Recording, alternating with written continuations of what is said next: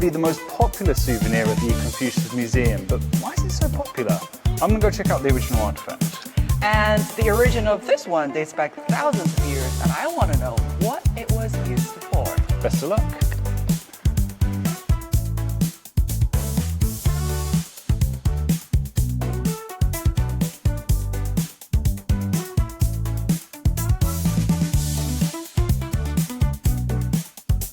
So this room is filled with a set of woodblock prints, and each one of them tells a different story of Confucius. And what's really cool, if you look at this big screen in front of me, it also uses a digital method to tell these same stories with a bit more color, and it looks fantastic.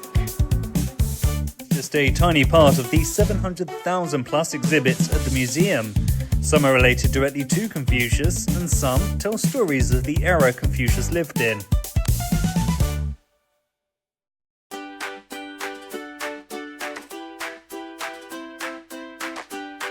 Wow, this giant sphere features phrases from the Analects, but in different languages. Alongside the sphere, there are also books of the Analects in multiple languages.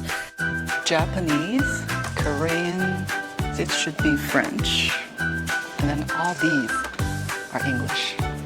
Displaying humanity's shared wisdom across cultures, this part of the exhibition also resonates with the theme of this year's Nishan Forum on World Civilizations, Beauty in Diversity.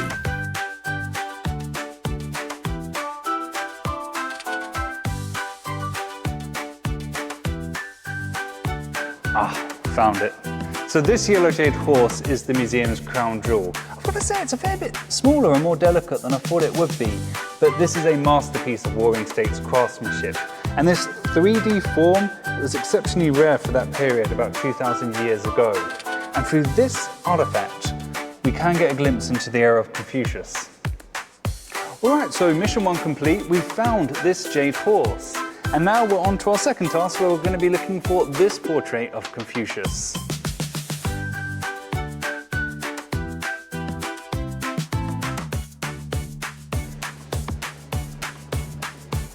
It's right there.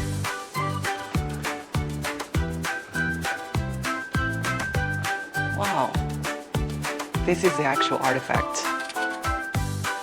And it dates back 2,000 years. And it's more than a piece of art, it's actually a belt fastener. But if you look closer, actually see the lifelike pose and striking blue glass eyes and gilded finish. Showcases superb craftsmanship. This actually embodies the ancient aspirations for status and nobility.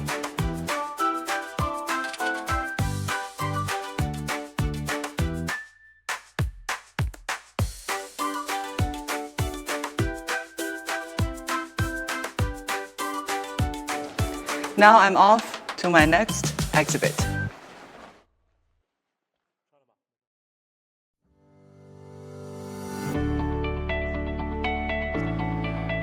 This part of the exhibition displays the wisdom of Confucius in 4 key parts. It explains his key ideologies of benevolence, rituals, doctrine of the mean, and his vision for an ideal world.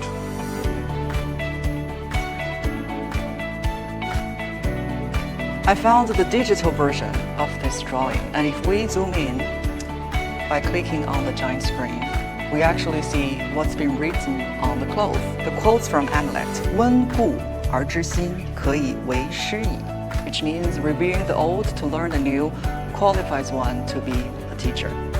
But actually, the real artifact is somewhere in the museum.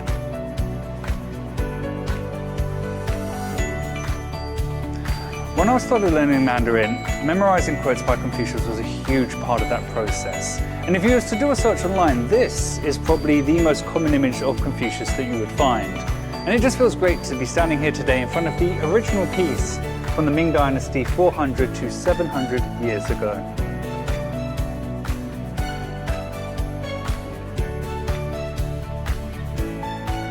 This precious drawing also dates back to Ming Dynasty, with Confucius in the center and 2 of his students on the sides. That is Yan Hui, and the other one is Zheng Shen. If we squint our eyes, take a closer look, we see those tiny, neat characters painted with Chinese brush. They're taken from the Analects. It is an amazing piece of art. These paintings are part of a special exhibition at the Confucius Museum themed When the Great Way Prevails, which is Confucius' vision for an ideal world. It's a set-long event of the 11th Nishan Forum on World Civilizations, which is being held here on July the 9th to the 10th. It's inspiring to see that traditional Chinese wisdom is still impacting global conversations today. Which bridges cultures, promotes dialogue, and contributes to a more harmonious world. See you in Nishan.